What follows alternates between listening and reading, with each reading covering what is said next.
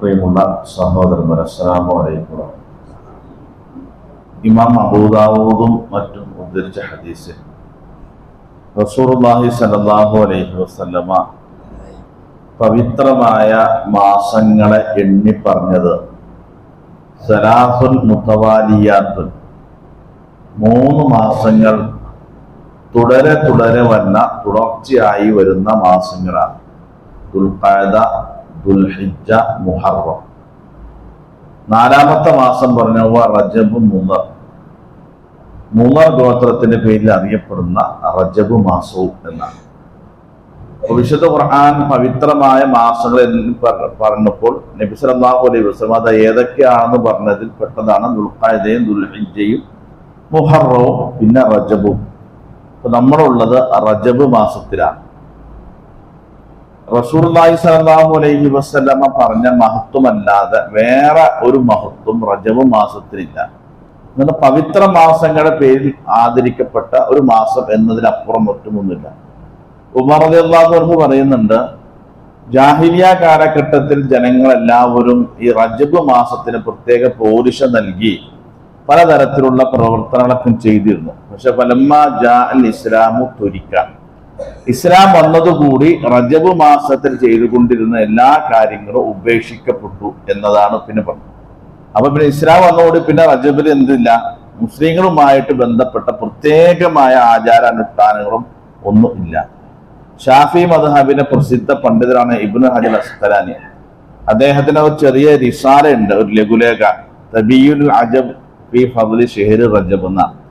റജബ് മാസത്തിന്റെ പവിത്രതയെ വിശദീകരിക്കുന്ന ഒരു ചെറിയ ഗ്രന്ഥത്തിൽ അദ്ദേഹം പറയുന്നുണ്ട്, റജബ് മാസത്തിലെ ശ്രേഷ്ഠതയുമായി ബന്ധപ്പെട്ടു വന്ന എല്ലാ ഹദീസുകളും ഒന്നുകിൽ ആ ഹദീസുകൾ കള്ള ഹദീസുകളാണ്, അല്ലെങ്കിൽ അത് ദുർബലമാണ്, മഹാഭൂരിഭാഗം ഹദീസുകളും കെട്ടിച്ചമച്ചതാണ് എന്നാണ്.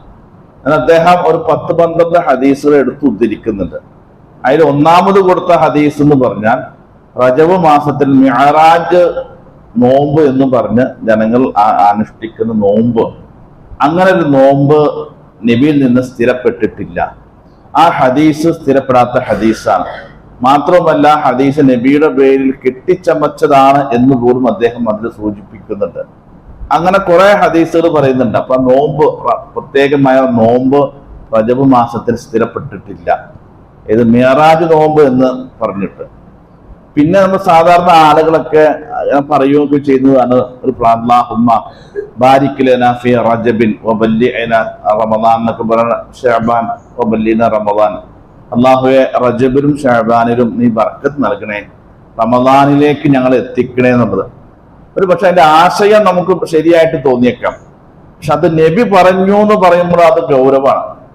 നബി പറയാത്തൊരു കാര്യം നബി പറഞ്ഞു എന്ന് പറയുന്നത് ഗുണത്തേക്കാൾ ഇരട്ടി ദോഷ. നബി പറഞ്ഞു, ഞാൻ പറയാത്തൊരു കാര്യം എന്റെ മേലിൽ നിങ്ങൾ ഞാൻ പറഞ്ഞു എന്ന് പറഞ്ഞാൽ നരകത്തിലെ സീറ്റ് റിസർവ് ചെയ്യട്ടെ എന്നാണ്. അപ്പൊ നമുക്ക് വിഷയം അത് ആശയം ശരിയാണോ, ഭംഗിയാണോ, നല്ലതല്ല, ഇതൊന്നും വിഷയമല്ല. നബിയുടെ പേരിലേക്ക് നബി പറഞ്ഞു എന്ന് പറയരുത്. നമുക്ക് വേണ്ടി ഒരു അറബിയിൽ ആപ്തവാക്യെന്നോ നമ്മൾ ഉണ്ടാക്കിയ ഒരു നല്ല സ്റ്റാറ്റസിന്റെ നിലയിൽ ഇങ്ങനെ പറഞ്ഞുകൊണ്ട് നടക്കാൻ നല്ലത്. റസൂലുള്ളാഹി സ്വല്ലല്ലാഹു അലൈഹി വസല്ലമ പറഞ്ഞു എന്ന് പറഞ്ഞാൽ വലിയ ശിക്ഷയാണ് അതിന്റെ പേരിൽ ഉണ്ടാകുക. അപ്പൊ അത്തരം കാര്യങ്ങൾ നമ്മൾ റജബുമായി ബന്ധപ്പെട്ടിട്ട് ഒരു നോമ്പ് സ്ഥിരപ്പെട്ടിട്ടില്ല. പിന്നെ നിസ്കരിക്കുന്ന അവ്വാബി എന്ന് പറഞ്ഞ നിസ്കാരമുണ്ട്, അങ്ങനെ പല നിസ്കാരം, റഗായിബ് നിസ്കാരം, ഇതൊന്നും സ്ഥിരപ്പെടാത്ത നമസ്കാരവും നോമ്പുമാണെന്നാണ് ഇമാം നബവി പറഞ്ഞത്, ഇബ്നു ഹജർ അസ്ഖലാനി ഒക്കെ. അതുകൊണ്ട് നമ്മൾ എന്താണോ സ്ഥിരപ്പെട്ടത് അത് മാത്രം അനുഷ്ഠിക്കലാണ് നമ്മുടെ ബാധ്യത. അല്ലാഹു അനുഗ്രഹിക്കുമാറാകട്ടെ.